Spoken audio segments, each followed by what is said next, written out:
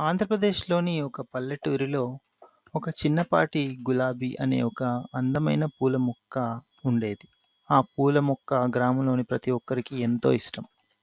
ప్రతిరోజు ఉదయం గ్రామస్తులు దాని దగ్గరకు వెళ్లి ఆ పూలను చూడటం మరియు సువాసనను ఆస్వాదించడం ఆనందంగా అనిపించేది.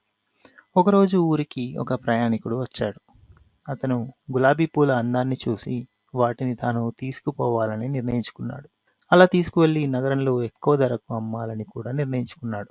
గ్రామస్తులకు సవాలుగా ఆ పూల మొక్కను తీసుకుపోవాలని నిర్ణయించాడు. మరియు చాలా ప్రయత్నాలు చేశాడు.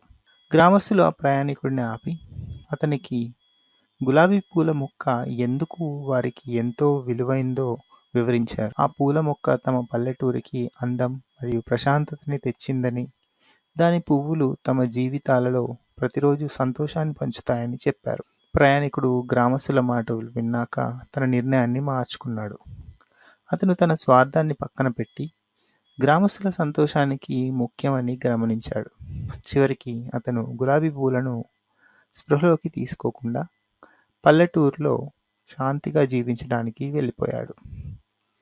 ఈ కథ మనకు చెప్పేది ఏమిటంటే, నిజమైన సంతోషం మరియు తృప్తి మన సమీపంలో ఉండే స్వార్థరహిత ప్రేమ మరియు స్నేహం వల్ల వస్తుంది. గులాబీ పూల మాదిరి మన జీవితంలో చిన్న విషయాలను విలువైనవిగా చూడటం ముఖ్యమని గుర్తు చేస్తుంది.